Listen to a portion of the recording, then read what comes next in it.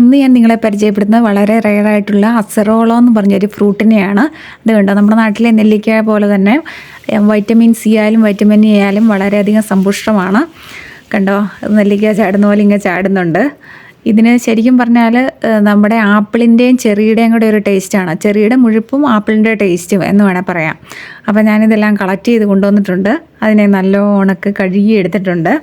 ഇനി എന്നെ കാണിക്കാൻ പോവാമെന്ന് ഞാൻ പറയാം. ഇതുകൊണ്ട് ജാം ഉണ്ടാക്കാനാണ് പരിപാടി. വളരെ ചെറുതാണ്, ഇച്ചിരി കഷ്ടപ്പാടുണ്ട്. പക്ഷേ വളരെയധികം ഹെൽത്ത് ബെനിഫിറ്റ് ഉള്ളത് കൊണ്ടും ഇതെല്ലാം കൂടെ ഒരുമിച്ച് പഴുത്ത് പോകുന്നതുകൊണ്ടും അപ്പം ഞങ്ങളിങ്ങനെ ജാം ഉണ്ടാക്കി വെക്കാനായിട്ട് തീരുമാനിച്ചേക്കുവാണ്.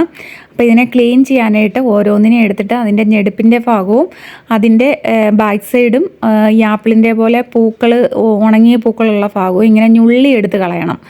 എന്നിട്ട് കണ്ടോ, രണ്ട് സൈഡും ഇങ്ങനെ ഞുള്ളി എടുത്ത് കളഞ്ഞാൽ നല്ല ക്ലീൻ ആവും. അങ്ങനെ എല്ലാത്തിനെയും നമുക്ക് ചെയ്തെടുക്കാം. കുറച്ച് ക്ഷമ വേണ്ട പണിയാണ്, എന്നാലും സാരമില്ല, നമുക്ക് നല്ല സാധനം കഴിക്കാമല്ലോ, അതുകൊണ്ട് കുഴപ്പമില്ല. അതുകൊണ്ട് അത് പൊളന്ന് കഴിഞ്ഞപ്പോൾ ഇങ്ങനെയാണ്. അതിൻ്റെ അകത്ത് 4 കുരുവുണ്ട്. അത് 4 കുരു വലുതുമാണ്, ആപ്പിളിൻ്റെ പോലെ കുരുവാണ്.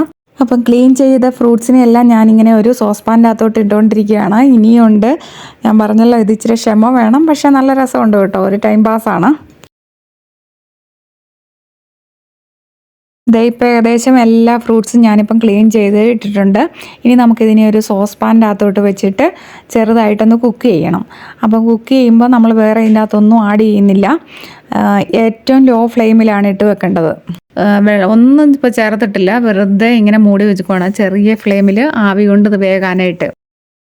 ഇതിനെ ഇങ്ങനെ പയ്യെ വേവിച്ച് കഴിഞ്ഞിട്ട് ഇതുണ്ട് ഇങ്ങനെ ഒരു 10 മിനിറ്റ് വേവിച്ചാൽ മതി. അപ്പോൾ അതിൻ്റെ അകത്തെ വെള്ളമൊക്കെ ഇറങ്ങി തന്നെത്താനെ ആവി കൊണ്ട് ഇത് വെന്തോളും. ഇടയ്ക്കൊന്ന് നോക്കണം, അടി പിടിക്കുന്ന വല്ലതും ഉണ്ടെങ്കിൽ. പിടിക്കാൻ ചാൻസ് വളരെ കുറവാണ്, നമ്മൾ വളരെ ചെറിയ ഫ്ലെയിമാണ് ഇട്ടേക്കുന്നത്. ഇപ്പോൾ ഇത് വെന്ത് കിട്ടിയിട്ടുണ്ട്. ഇനി നമുക്ക് നമ്മുടെ ഈ ഫ്രൂട്ട്സിനെ ഒന്ന് അരച്ചെടുക്കണം. അരച്ചെടുത്താൽ മാത്രം പോരാ, ഞാൻ ഓൾറെഡി പറഞ്ഞല്ലോ അതിൻ്റെ അകത്ത് കുരുവുണ്ട്. ആ കുരുവിനെയും ഈ മാംസള ഭാഗത്തെയും തമ്മിൽ, പൾപ്പിനെയും തമ്മിൽ വേർതിരിച്ചെടുക്കുകയും ചെയ്യണം. അപ്പം ഇവിടെ ഉപയോഗിക്കുന്ന ഈ ഇൻസ്ട്രുമെൻറ്റിൻ്റെ പേര് പാസ വെർദൂറ എന്നാണ് ഇതിൻ്റെ പേര്. പക്ഷേ ഇതിൻ്റെ ശരിക്കുള്ള ഒരു എക്സ്പ്ലനേഷൻ തരാൻ എനിക്ക് പറ്റുന്നില്ല, എനിക്ക് അതിൻ്റെ വാക്കൊന്നും കിട്ടുന്നില്ല. നമ്മുടെ നാട്ടിൽ ഞാൻ ഇത് കൂട്ട് കണ്ടിട്ടുമില്ല. നമ്മൾ മിക്സിക്കകത്തിട്ട് അരച്ചാൽ ആ കുരു മൊത്തം അരഞ്ഞു പോവും, അതിൻ്റെ അകത്ത് ചേർന്ന് വരും. പക്ഷേ ഇതിൻ്റെ അകത്താകുമ്പം കുരുവിനെയും വേർതിരിച്ചെടുക്കുകയും ചെയ്യും, നമുക്ക് അതിൻ്റെ പൾപ്പ് അത് അരഞ്ഞ് താഴോട്ട് വീഴുകയും ചെയ്യും. അതാണ് ഇതിൻ്റെ പ്രത്യേകത. അപ്പം ഞാനത് ചെയ്തെടുക്കുകയാണ്. കണ്ടോ, എളുപ്പമാണ്. ഇങ്ങനെ ആട്ടുകല്ല് തിരിക്കുന്ന പോലെ ഇങ്ങനെ തിരിച്ചാൽ മാത്രം മതി, വലിയ ബുദ്ധിമുട്ടുമില്ല. അതുകൊണ്ട് അവസാനം അതിൻ്റെ ആ പൾപ്പ് അതിൻ്റെ അടിയിൽ ഇങ്ങനെ നമുക്ക് സ്പൂണ് കൊണ്ട് ഇങ്ങനെ വടിച്ചിങ്ങനെ എടുത്താൽ മതി. താഴോട്ട് ചാടും, മിച്ചമുള്ളത് നമുക്കിങ്ങനെ എടുത്താലും മതി. ഞാൻ പറഞ്ഞത് നിങ്ങൾക്ക് മനസ്സിലായിട്ടുണ്ടെന്ന് ഞാൻ വിചാരിക്കുന്നു, വീഡിയോ കണ്ടല്ലോ. അപ്പോൾ ഞാൻ അതിനെ മൊത്തത്തിലൊന്ന് ചെയ്തെടുക്കാവേ.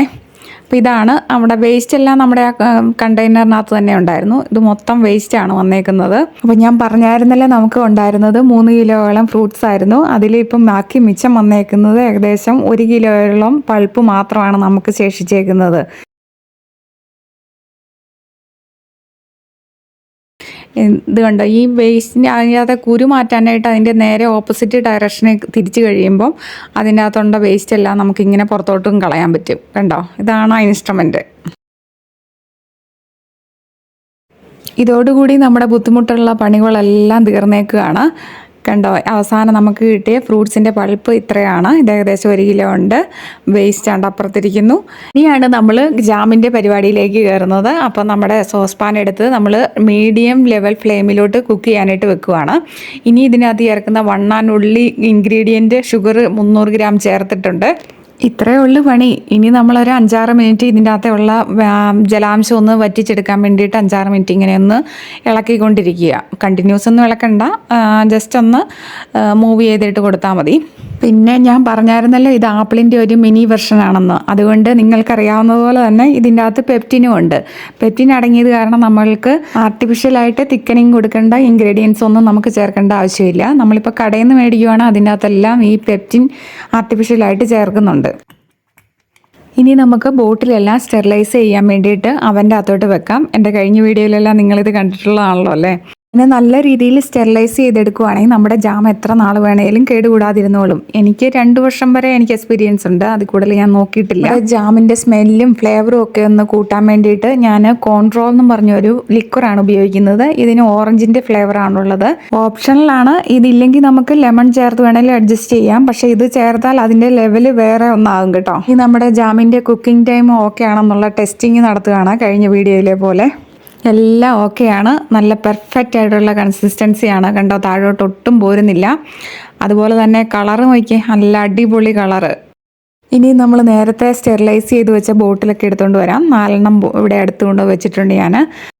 ഇനി നമുക്ക് ചൂടോടുകൂടി തന്നെ, അതായത് ബോട്ടിലും ചൂടായിരിക്കണം, നമ്മുടെ ജാം ചൂടോടുകൂടി തന്നെ ബോട്ടിലേക്ക് നിറച്ച് വെക്കാം. നല്ല രസമല്ലേ, എന്നാ സാറ്റിസ്ഫാക്ഷനാണെന്നറിയാമോ ഈ ജോലി ചെയ്യുമ്പോൾ.